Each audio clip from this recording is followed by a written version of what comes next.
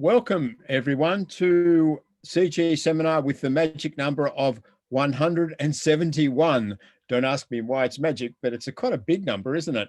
And I think it's our 45th or so webinar, in the online format. And it's a real pleasure to welcome Nivedita Sarkar today, an important emerging scholar in India. Nivedita is a faculty member at the School of Education in Ambedkar University in Delhi. She holds a PhD in economics of education, and her research interests lie in the economics of education, higher education, applied econometrics, and issues of inequality and educational financing. Her topic today is, has the COVID-19 pandemic accentuated inequality in the higher education sector? Evidence from India. Before we go to Nivedita, let's quickly run through the webinar protocols. As you know, if you've seen a webinar here before, we record these webinars and the video goes up within 48 hours on YouTube and also on our website, our CG events website. So keep that in mind, that you will be on record, and also the chat which accompanies the webinar will also be available as well on our website. Now, please keep yourself muted unless you have been asked to speak or you're at the point of asking a question. There's no need to have your video on during the webinar, but please do so when you're asking a question. We recommend using the speaker view in Zoom so you can most clearly see who is talking. To ask a question, use the chat function. We compose our Q&A session on the basis of what goes into the chat function, the questions that people pose there. And it's a good idea to come in fairly early. I would say in the last part of Nivedita's talk, you should be thinking about the questions you want to ask her and start to write those in by the time she's speaking.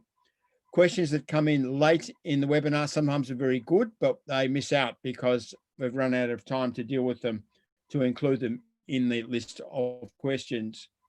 When you're invited to ask a question, please unmute yourself, switch on your video, and state your name and where you are from. Just enables everyone to connect a little bit better to you in that process. At this point, I can stop with the housekeeping and pass over to Nivedita. Welcome, Nivedita, and we look forward to what you're going to say. Yeah, thank you, Professor Morgensen and CGHE for giving me this opportunity. Let me share the screen.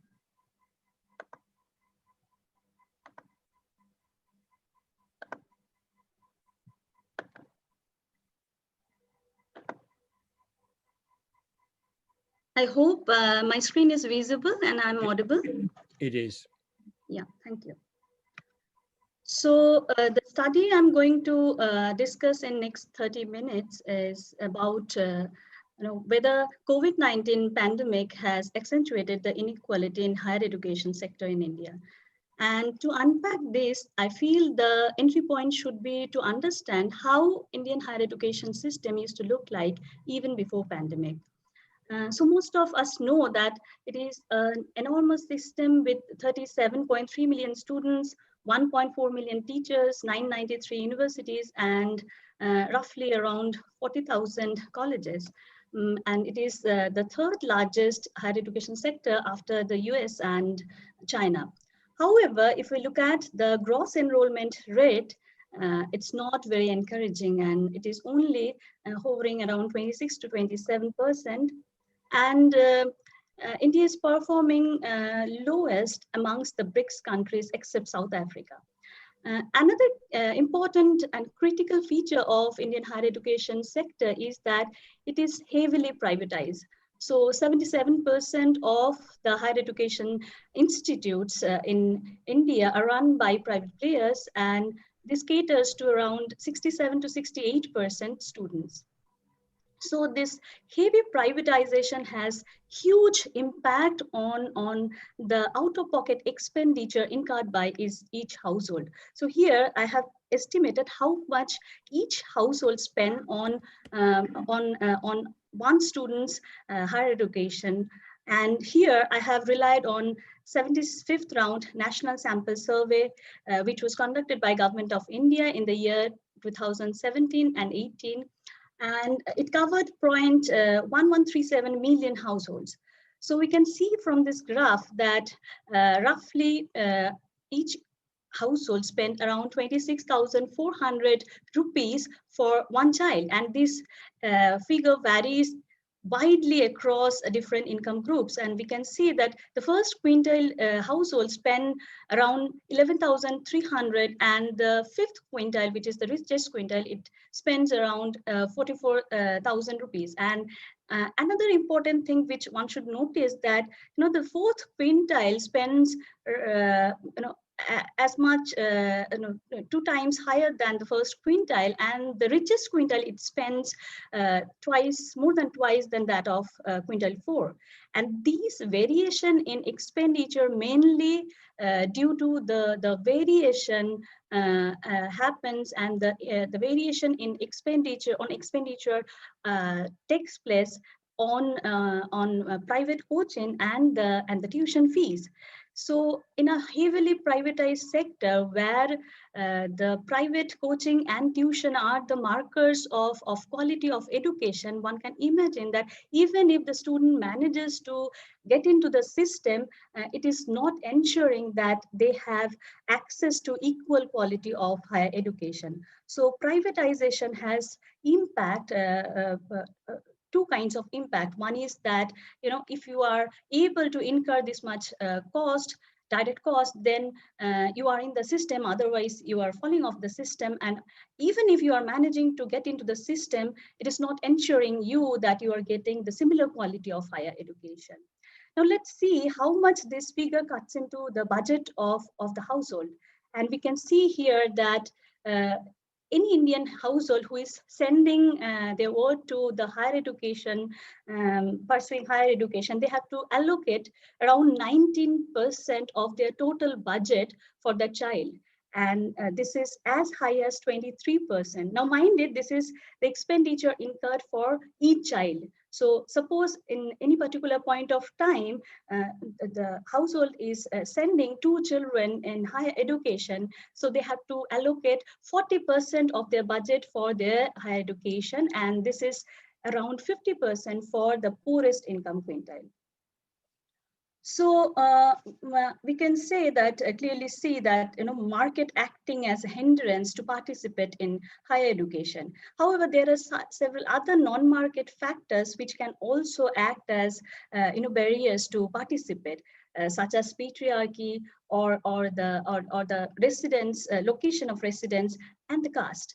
So here we can see that, the gross enrollment rate is different for males and females and urban and rural area. We can see that there is substantial difference between male and female GER, and for rural and urban area, the difference is as high as 17%. Now, similar to the race, Indian society is hierarchically arranged across caste line.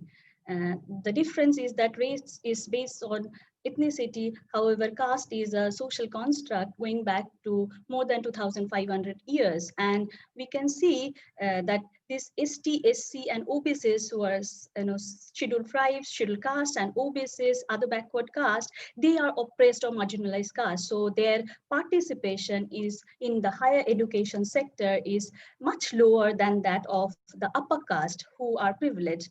So here are the GER figures for all 4 caste group.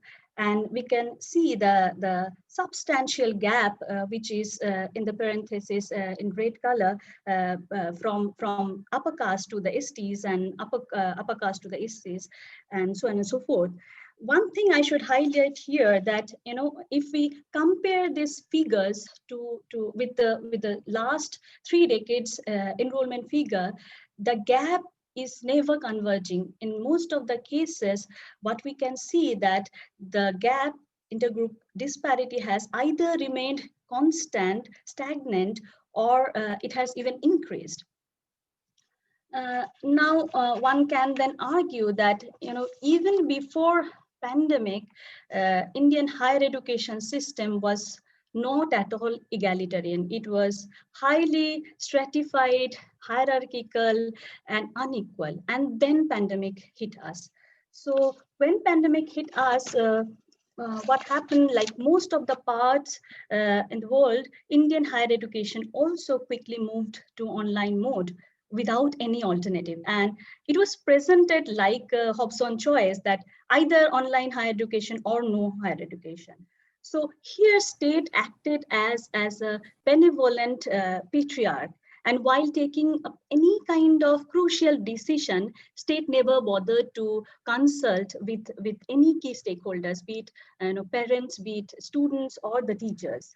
And what happened, that what we got, that a technocratic solution to a purely academic problem. And at the face of it, some people may find that online education is a kind of safe choice, interim choice. However, if we look at the scope and reach, it actually raises several concerns. However, here I will be highlighting three important concerns. Number one is unequal access to digital infrastructure. And second is that even if the student managed to participate in online classes, it doesn't ensure the equal benefit will be accrued to them. And third concern is the way knowledge and learning happens, knowledge is produced and learning happens in the online mode.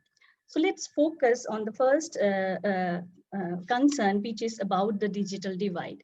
So to estimate the extent of digital divide, I have again relied on 75th round data. And here we can see that 70% of students who are currently enrolled in higher education, they did not have access to the device. A device means any kind of device, laptop, computer, smartphone, etc. And 46% of them didn't have access to the internet. Now, here we need to be mindful, and because this 70% is the operating constant, because a student, if he or she is wanting to attend online higher education, then he or she has to possess both device and the internet at home. And if that person belongs to the rural area, the situation is even more worse. We can see that 83% of rural individuals, they didn't have access to the device, and 58% of them didn't have access to internet. Now, as I have mentioned, that SC/ST, OBCs, they're oppressed caste group, and in Indian society, caste and class are very much intertwined, and definitely they had lesser access to than that of the other caste group. And we can see that Dalit category students, among Dalit category students, 80% of them didn't have access to device. Among tribal students, 77% of them didn't have access to device. For others, the figure is not really very good, but it is at 59%. Of course, again, to have access to digital infrastructure, finance is important thing. So if the students are economically not well off, they do not have access to those infrastructure. And we can see that more than 86% of students who belong to 60% of lowest income quintile, they didn't have access to a device. And also 59% of the quintile 3 and quintile 2, they didn't have access to the internet, and 71% of the lowest quintile didn't have access to internet. So these figures are really depressing, and what we can see that the online higher education actually adds on to the existing disparities and make the situation even more unequal. Here, I should highlight the next two concerns as well. One is that the societal structure in India, where the Time Use survey has said that females spend 10 times more hours in doing household chores. And also I should mention about the problems like physical space or societal expectation. So my own university student council, they conducted a survey, and they found out that 98% of female students actually invested substantial time to do household chores during the lockdown. 46% reported that they do not have any, private space to sit and attend online classes. Moreover, there are situations, students from Kashmir and students from northeastern state where the quality of the internet, that is also an issue which I'm not, elaborating here. And another thing is the way knowledge is constructed and learning happens. So with audio muted, video off, the students become kind of anonymous entity, and as teachers we hardly understand what kind of struggles and trauma the students are going through. So all these things act together, and they actually aggravate the existing inequality. Yeah, so this is just one part of the story, because uh, we need to also look into what has happened to the labor market during the lockdown. Because one of the key motivation of the students who are deciding to participate higher education is to get a better kind of job, have better life choices. And if they receive adverse signal from the labor market, that can adversely affect their decision-making process. So yeah, Indian economy was not doing well even before pandemic. The unemployment rate was around 6%, which was 45-year high. And the lockdown announced on 25th March, and we were given only 4 hours time. And within 4 hours, we were busy, piling up groceries and other stuffs, medicine and all. And within 4 hours, the economy completely shut down, it stalled. And 1 month after lockdown, we saw that 121 million Indians are jobless, and 19 million of them were engaged in formal kind of job. ILO study further showed that 4 million Indians who lost job, they were below the age group 30 years, and those aged 15 to 24 years, they were hardest hit.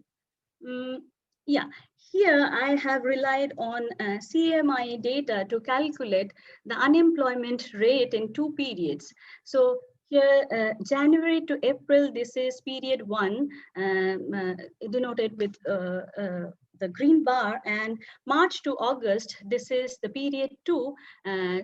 We can see the blue bars are denoting period 2. So the period 1 is the pre-pandemic period, and the period 2 is the pandemic period. Here we have some overlap, but this is the way we get the data. And we can see that, this 15 to 20-year-old population, their unemployment rate increased by 1.2%. And education did not prove to be helpful, at least in the short run. So here we can see, we can compare this pie chart, and we can see the blue portion, which is the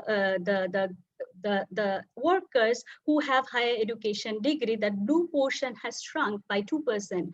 So we can see 12 million workers who had higher education, they lost job during the pandemic. And the scenario is similar for those who had some kind of education till the school degree. So they also lost job. What has happened that the green part, it has increased. So only the illiterate population, illiterate workers, they got back job during pandemic. So here one can clearly see that Indian labor market has moved towards a kind of poor quality jobs. So yeah, So here it is important to bring to the digital divide and the labor market together in a unified conceptual framework to examine what should be the likely impact on higher education enrollment. Yeah, so we know that one of the key determining factor of enrollment, as we have discussed, is the direct cost. And this direct cost, of course, there are other factors which we have already discussed. Now, direct cost has two components. No, not direct cost. Cost has two components. One is direct cost, which is denoted by A, and second part is the opportunity cost. So when someone is attending higher education, they are not working in the labor market, which is the opportunity cost, and these are additive in nature. So during the pandemic, what has happened that because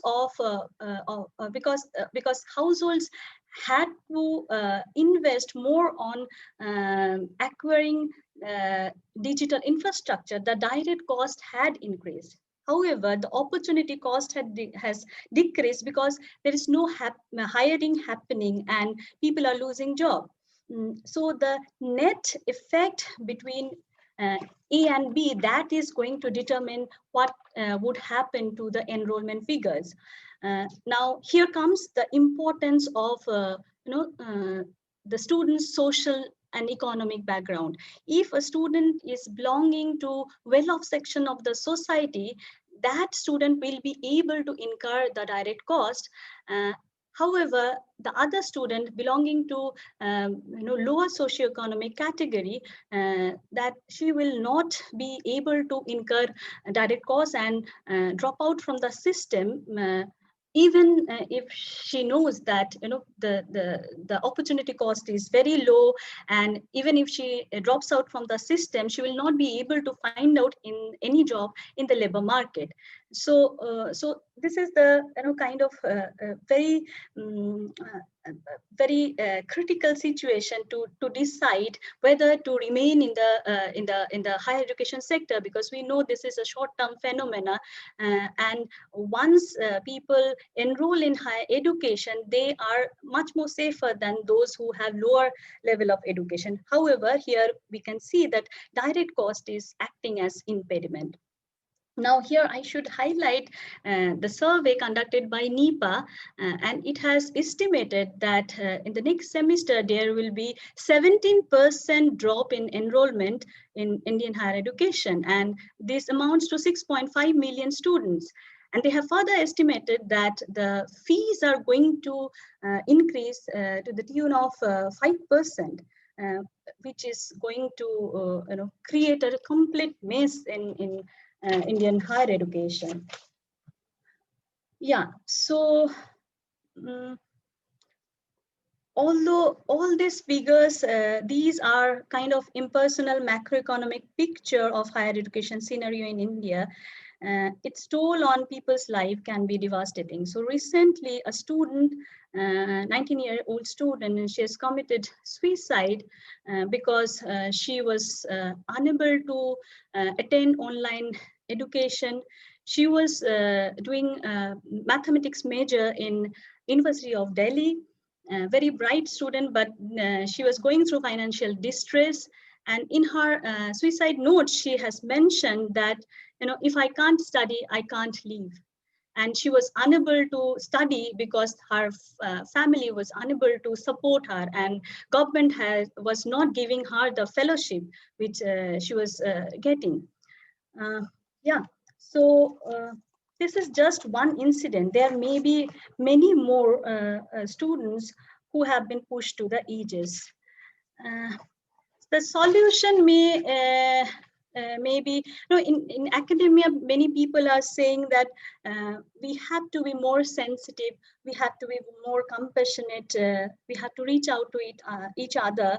While I understand that, these are very important steps to maintain a cohesive society, but I also strongly believe that a systemic failure cannot be addressed by atomic agents. It needs solid systemic response. And here comes the importance of government intervention.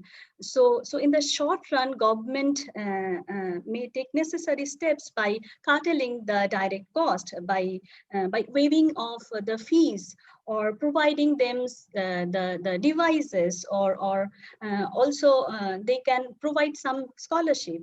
And in the long run, what could be done that government needs to step up the investment in a heavily privatized sector. The key determining factor of inequality, as we have already seen, is the direct cost, heavy direct cost students have to incur.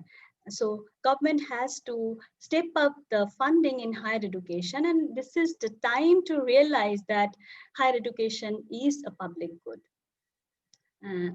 I should stop here. Thank you.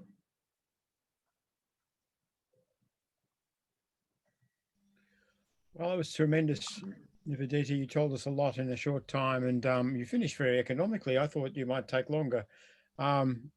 We've already had a couple of questions, and let me invite all of our participant audience to come in at this stage. I'll ask a question first if I can. We've now got the first glimmers of hope in relation to the pandemic. We have 3 prototype vaccines now looking like, from very early in small trials, that they are safe and they make a difference, all roughly around about 90% in terms of their capacity to block the pandemic. You must have given some thought to this in relation to India. It's going to take a while for vaccines, even if they're properly priced and available, to roll out in India. How much longer do you think, if say a vaccine reaches the suburbs of the cities of the United States, which is no doubt is where it will be found first, in say 6 months, how much longer do you think before it could reach India and make a difference to large numbers of people? Yeah, it's I don't know. Even if it reaches to India, it will take time to reach to the poor section of the society, whether they will be able to afford this vaccine, whether government is going to give. So in recent Bihar election, government has said that they will be given free vaccine, but I really don't know. This is the very difficult question. So even if it reaches India, I don't know whether it is going to reach to the poorer section of the society who are going to take care of them. Yes. So I suppose we're looking at pandemic conditions in higher education and elsewhere continuing for at least another 12 months, but probably for another 18 at least. And so that Indian higher education faces this tremendous challenge to keep going and to regenerate in a situation of high unemployment, low family finance, as you pointed out, how important that is. So it's a very challenging time. Yeah. Now, let me bring in Emma Sabzalieva for the first question. Emma, are you there?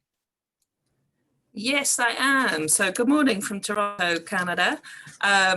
Thank you so much for this presentation. It's really, it's one of the first pieces of research I'm seeing on this really, really critical topic about how COVID is exacerbating existing inequalities. And I really thank you for not just presenting us with data, but contextualizing that in terms of the societal issues.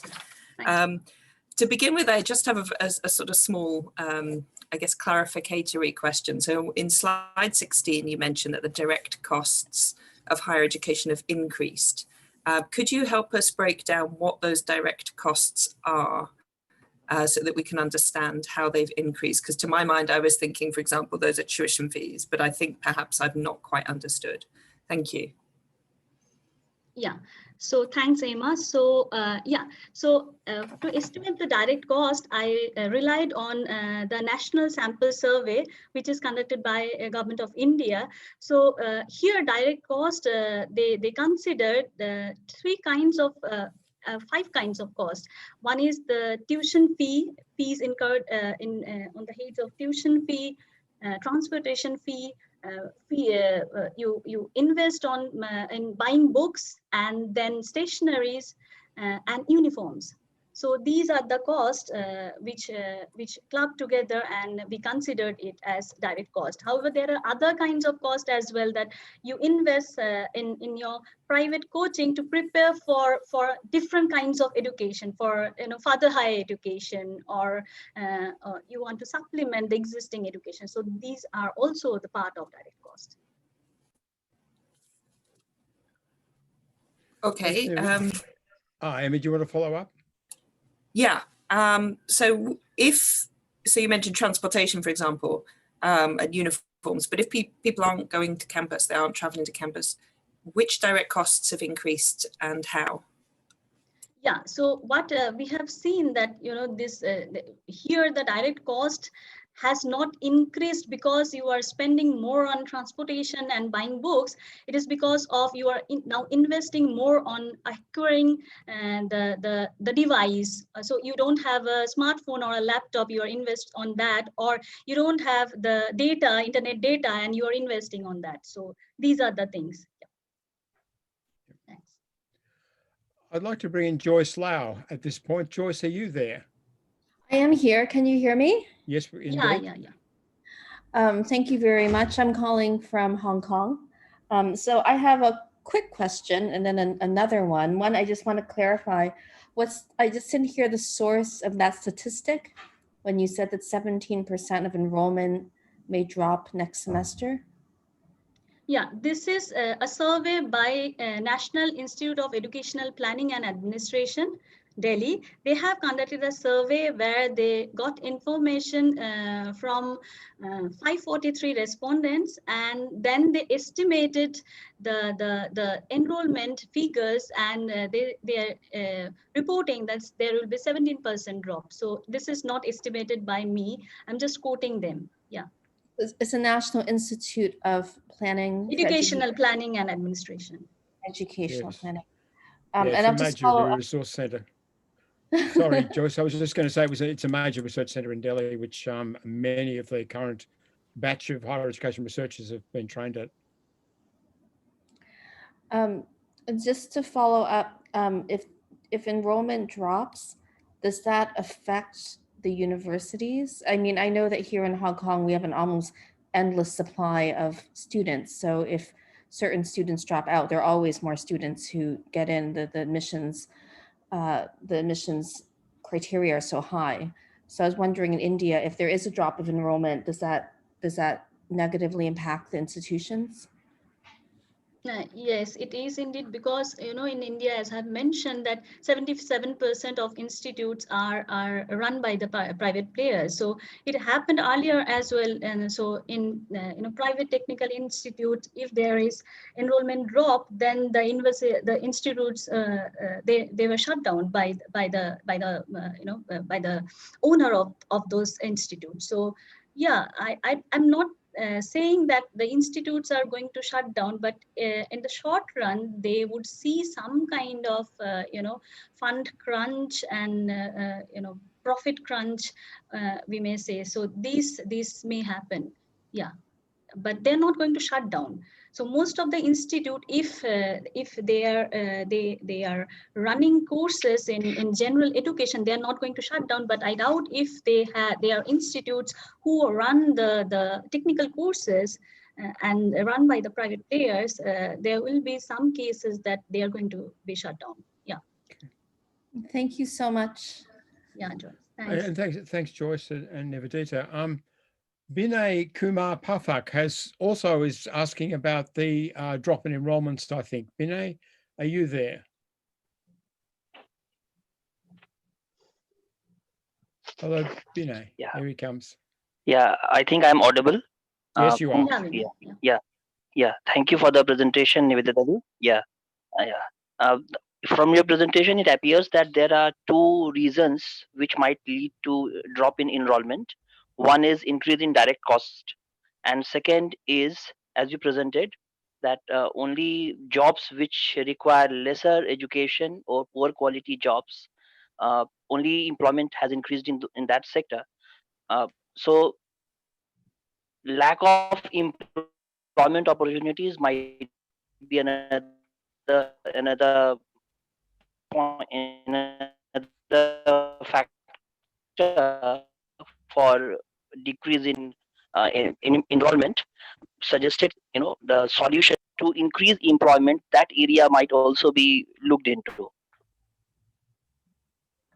That was the query actually from my side. Do you think it's an overall picture that is more important?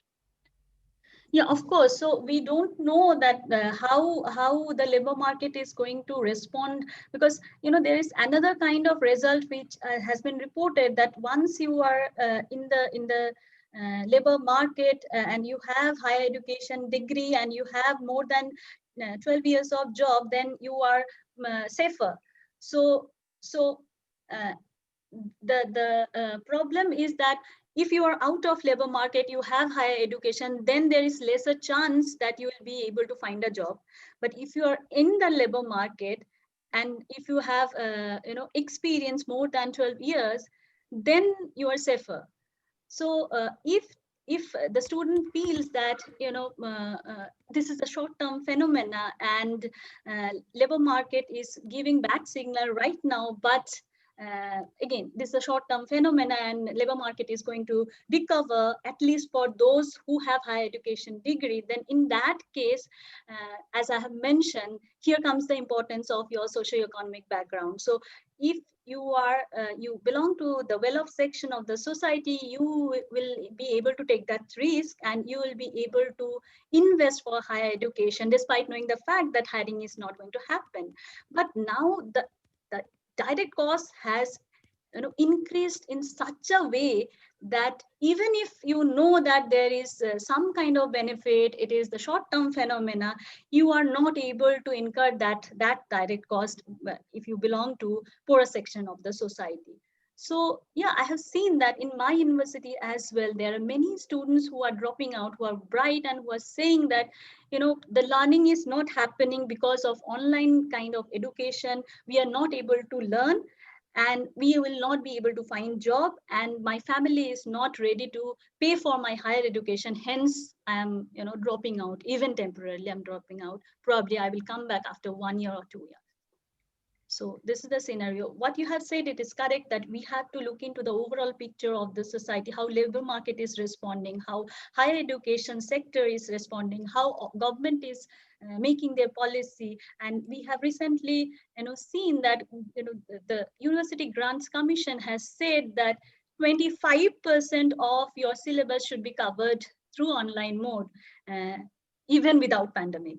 So these are the very critical kind of policy measures, and this may have very critical implication on enrollment in higher education. Yeah. Thanks, Nivedita. Thank you for that. Thanks, Binay, for your question. Next question is from Amit Bali, Amit Kumar Bali. Are you there, Amit? Amit, is that one of our regular webinar goers? Hello, Amit. He may have trouble making a connection. If you want to try and get in later, Amit, we can still have your question. Let me move at this point to Simon Chattopadhyay, who has from JNU in Delhi, who also has a question. Simon.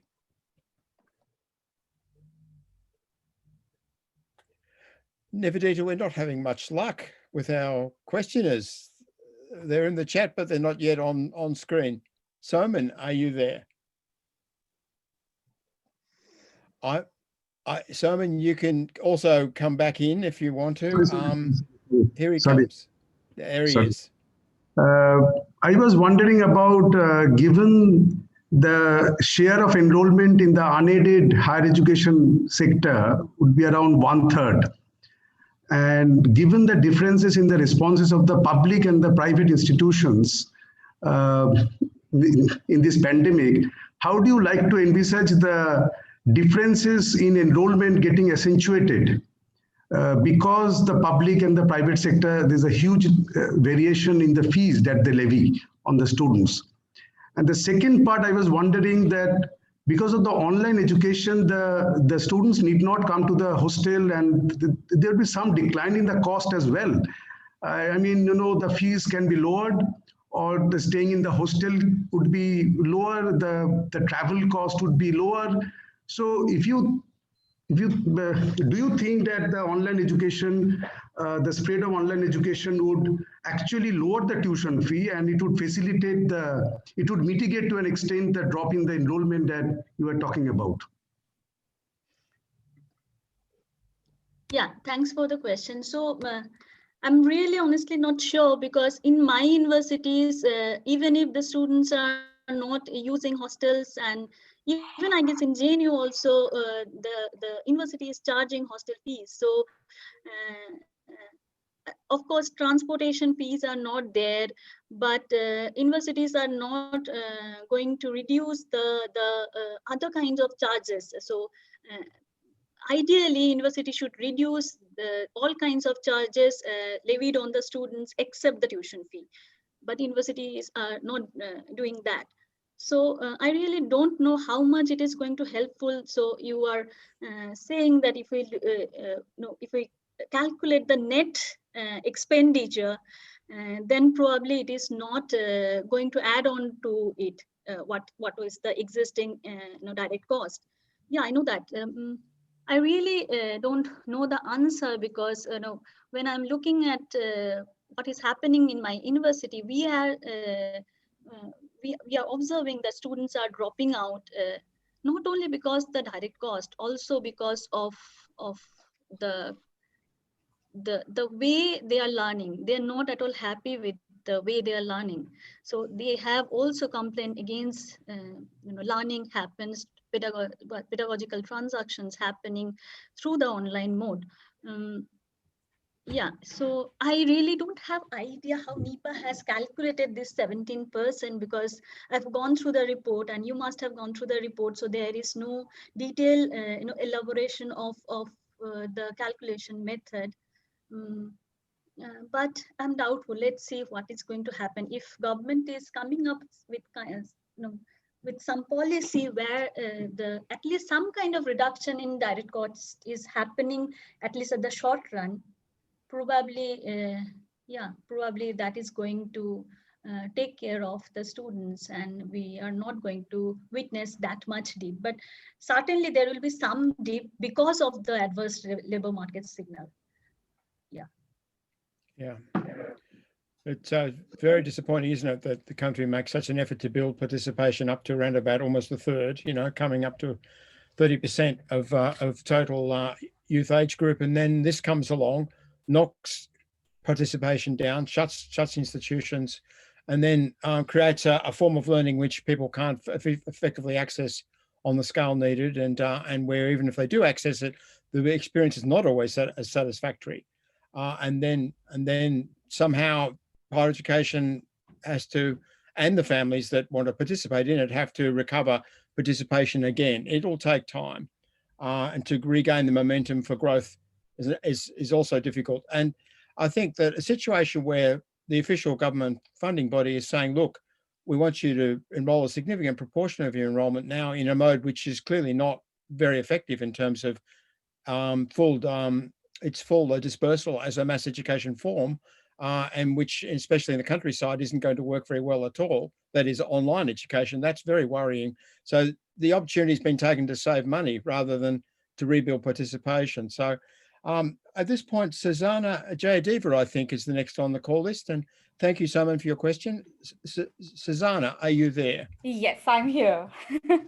Well, first of all, thank you so much, Nivedita. That was a really interesting presentation. I have actually two questions.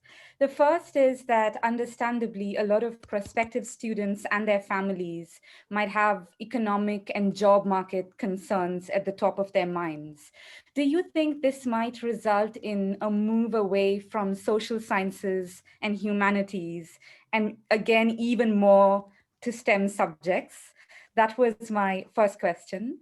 And the second question was, I wondered if you'd noticed any variations in the way in which the pandemic might have exacerbated inequalities in higher education between different parts of India, different states, more beyond just the urban, rural, and some kind of obvious differences. So that's it. And thanks so much again.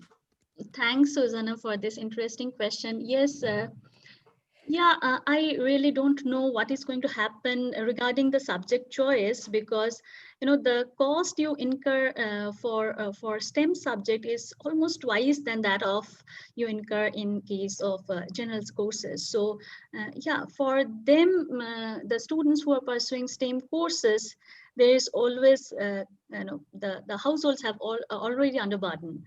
And during pandemic situation, I don't know what has happened with them. Maybe many people have compelled to drop out. There is also issues of student loans.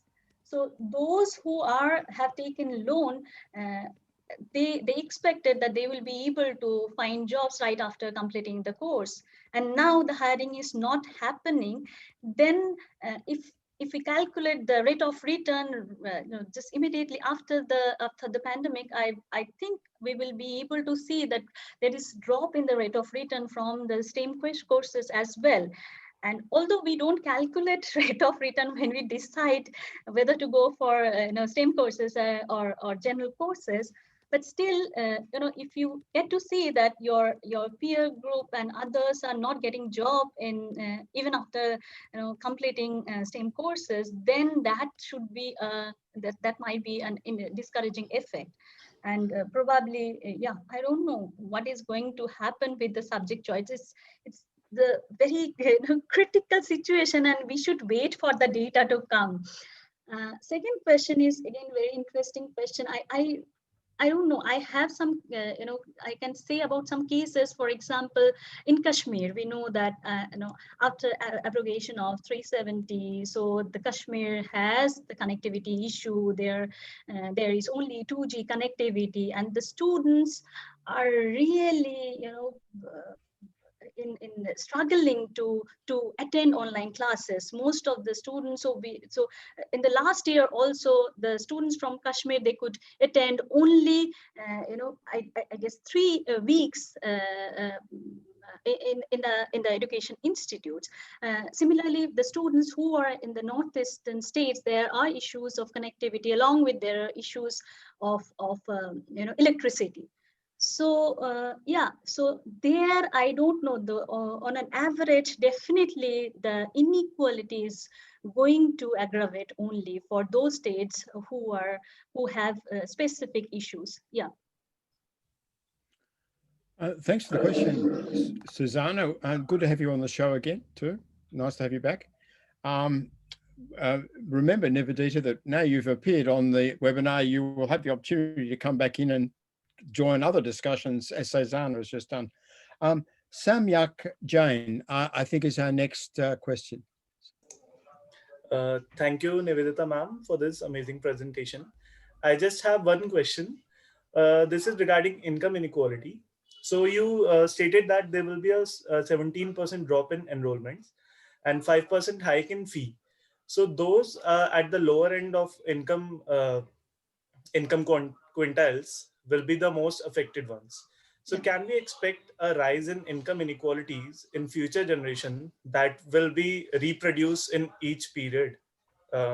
Meaning that this pandemic may have far-reaching consequences. Samyak, thanks for the question. Yes, I think there will be definitely the income inequality is going to rise in the post-pandemic scenario as well, because you have differential kind of access to not only to higher education but also every kind of education, and the sector is itself very much hierarchical, very stratified, disaggregated, and we know that the role of the education is to kind of disrupt the stratified and unequal social structure. But what has happened that education has very conveniently feeds into the the stratified structure and kind of reproduce the social inequality, because our education system is highly structured, highly stratified, highly unequal.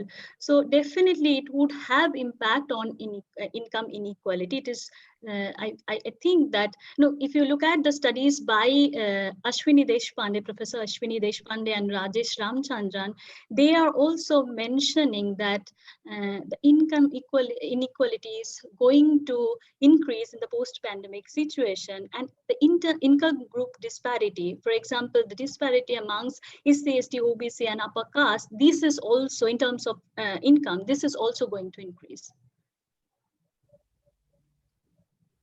Thank you very much, Samyak, and thanks again, Nivedita, for the answer. I think that's good. We've got time to bring in Tina Thakur.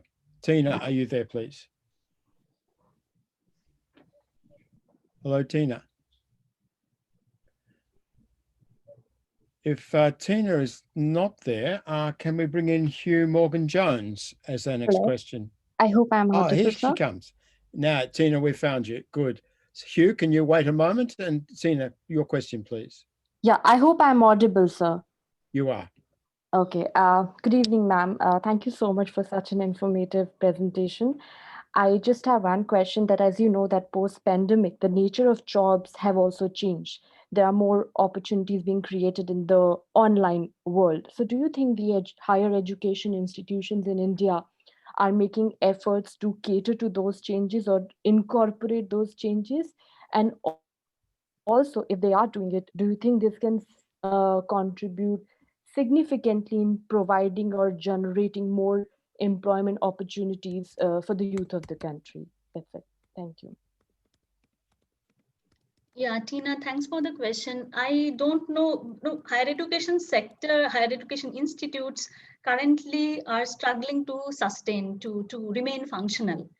So and also trying to be inclusive, trying to introduce and trying to maintain and retain the students in the sector, because there are many students who are at the verge of dropping out. There are many who have dropped out. So I don't think that higher education institutes, especially the government higher education institutes, they are doing anything to incorporate those changes which you have mentioned regarding online education and other things. They are only trying to remain functional, to sustain. So that's all. Yeah. Thanks, Tina, thank you for your question, and Nivedita for the answer. Hugh Morgan-Jones, we've got time to get you in before you have to leave at 3 o'clock. So. Hi, everybody. First of all, thank you so much to Dr. Sarkar for the presentation, and thanks to the Centre for organising this session. I'm in London, and I think it's really nice that we have this opportunity to hear from different parts of the world. So I work in online education in the UK, and clearly, the gist of your presentation is that the digital divide causes significant challenges for successfully delivering online education in India. I was wondering whether you'd come across any sort of examples where universities in India had successfully helped to keep people learning despite face-to-face being very difficult due to COVID. So, for example, any sort of low bandwidth solutions in online education that you thought had been really successful to sort of kind of navigate these challenges. Thank you very much. Yeah, no, actually, there is no such success stories in India. Even those who are, the elite institutes, they are also struggling to, be functional and to remain inclusive. So there is no such success stories. Yeah. I think our next questioner might try and persuade you otherwise. It's Eileen Kennedy. Hello, Eileen. Hi, Nivedita. Yeah, I suppose I'm following on from Hugh's question. I'm from the Centre for Global Higher Education. We've been working on thinking about how online education, by contrast, could open up opportunities for study. And I mean, one of the things that seems to have occurred, not just in India, but for everywhere, is that these kind of entrenched practices of lecturing, just using, just standing there and talking to people has been shifted online during COVID. Whereas what I think, like Hugh's suggesting, that there are so many better ways of doing it, like asynchronous learning, meaning you can learn when you have got a bit of space, you've got maybe, you know, that it's maybe less expensive for you, that it's more flexible, offer potentially you know, more problems to even to engage people while they are working, so that then you have less of an opportunity cost for studying. And I'm just wondering whether you think that part of this issue here is the sort of lack of attention to online pedagogy. I mean, you mentioned that before. I'd like to hear a bit more about what you think about that.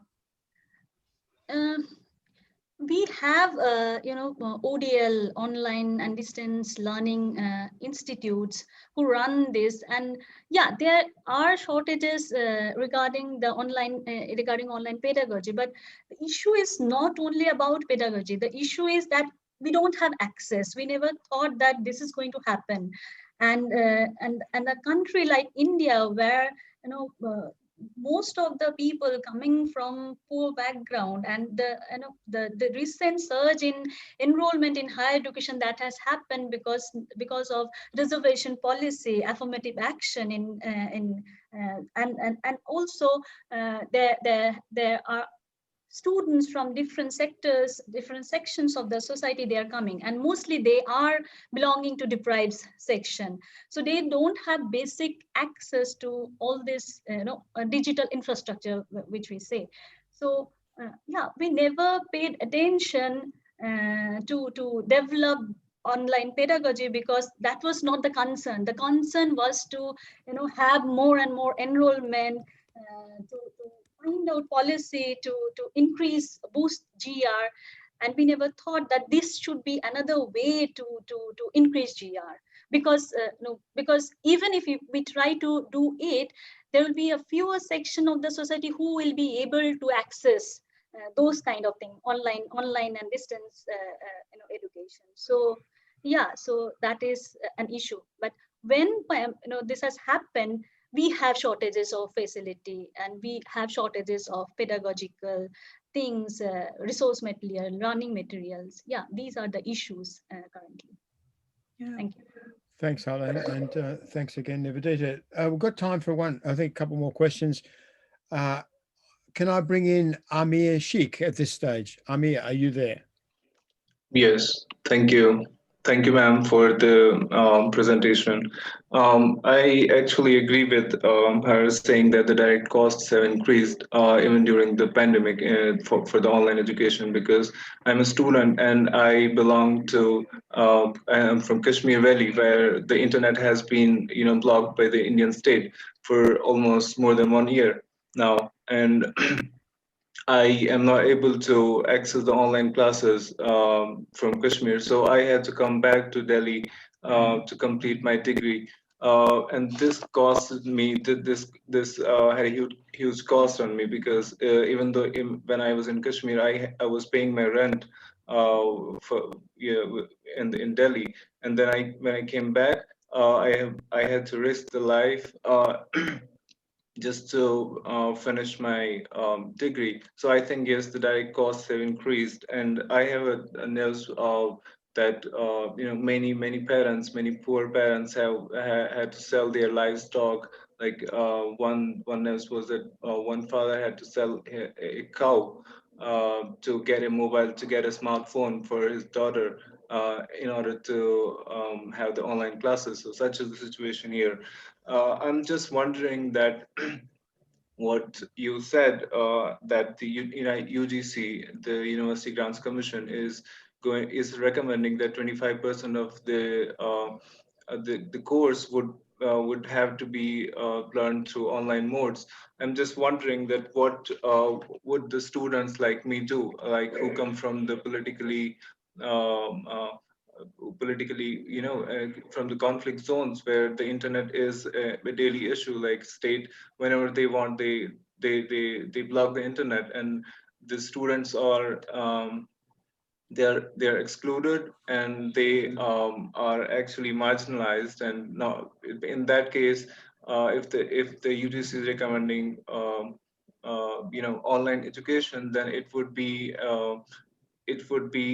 an exclusion of such students from the higher education. So I'm just wondering that whether state should intervene into that, or if they are going to make some space for the students like me who come from such areas. Yeah, and thanks. So you have answered Professor Shoman Chattopadhyay's question that whether the direct cost is going to increase or remain same or decrease. Yeah, in many cases, direct cost is the direct costs are going to increase, and in many cases it will remain same. It is not going to decrease, and as you have mentioned, yes, it's true that the students who belong to the conflict zone, for example, from Kashmir or from northeastern area, so if University Grants Commission is thinking of making it mandatory to complete 25% of the syllabus through online mode, it is surely going to create another level of inequality. And yeah, state intervention, it is the state who is going to who has announced this, and now probably it is the responsibility of the academia to build up protest and probably they can do something, and they can have we can have a discussion with the state and UGC and may have proper policy intervention so that the system remains inclusive. Already the system is not at all inclusive, it is exclusionary in nature, so we can't accept this is going to happen. And it has also far-reaching impact on the teachers as well, the hiring of the teachers. So that is going to drop if we are having online education, so mandatory online education. Yeah. Well, thanks, Amir, for putting that problem so clearly to us, and Nivedita for responding as you have. And I think a lot of people around the world are aware of the situation in Kashmir and the conflict zones, and can see that the shutting down of the internet is a fundamental restriction on access to higher education in this circumstance and in the future.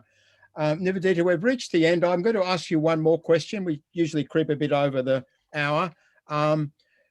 Just step back and look at the overall situation. I mean, Indian government issues a strong report, strong national plan for higher education, generally widely received and well received. I was surprised the degree to which, a controversial government in some respects was able to secure a broad-ranging endorsement, or at least a positive response to its national plan. Then along comes COVID-19 pandemic and knocks everything out of the water. And so we have a situation now where participation has to be rebuilt, institutions have to be rebuilt, equity policies have to be rebuilt, financial supports and conditions have to be rebuilt, and so on. And families are doing that severally, as well as the states and the union government doing that collectively. So and the government is nonetheless riding high, politically strong, just won another state election. What happens from here? What priority will the government give to regenerating higher education and its participation in the next 2 or 3 years?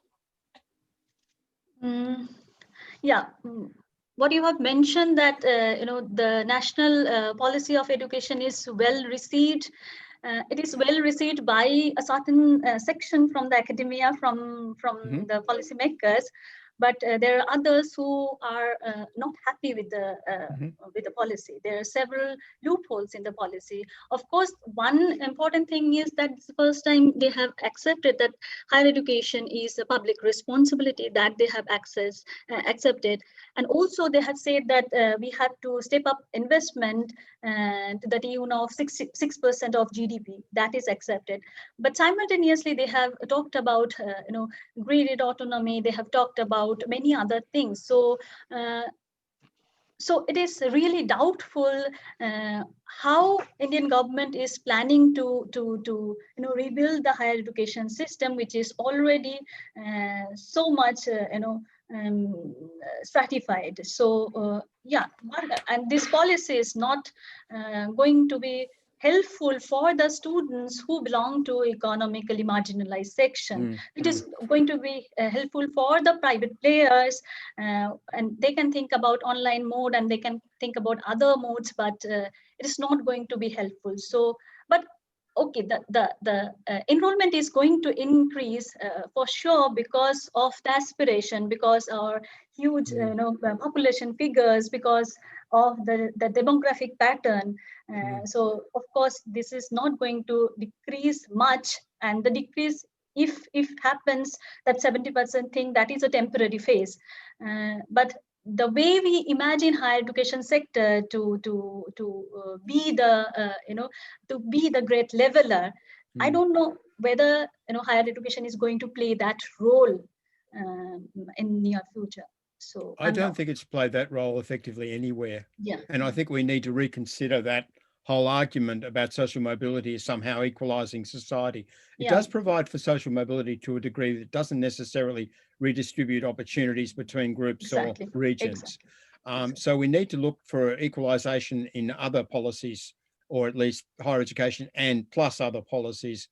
Especially in the labour market and in infrastructure development and facilities and modernisation process more generally, and in wage distribution and the way incomes work, the way wealth is taxed, the taxation system and the spending system.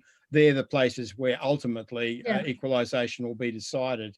And putting all the pressure on higher education to equalise opportunity is unreasonable, and is handed back to faculty, students and others the task of somehow creating a just society out of conditions where they don't have the opportunity to do so.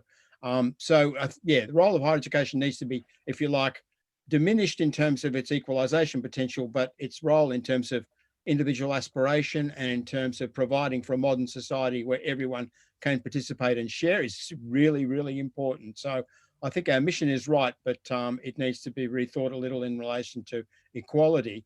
But thanks for your contribution. I thought it was one of the best seminars in the webinar format that we've given. And what really stood out today was that your clarity of presentation, the language you use, the effective way you use data. I think we all learned a lot about Indian higher education from you, and we're very grateful to you for that. Welcome to come back again into our series. Our next webinar takes us to Latin America, and where my friend and colleague Imanol Ordorica from the National University, Autonomous University of Mexico, UNAM, will talk to us about the Latin American public university model, its great mission to create a modern society, a society in which academic freedom and institutional autonomy are one of the weapons of modernization, and how there's been such pushback, such constraint of the role of the public universities in Latin America, and how they held in tension between a neoliberal market model and in their great role of nation building and social transformation that's built into their constitution. So Imanol will talk to us about the dilemmas and struggles of the Latin American public university in 2 days' time, and we look forward to seeing you all then. Thank you for participating today. Thank you, Nivedita. Bye for now. Thank you, Professor Martinson. Thanks to all. Bye.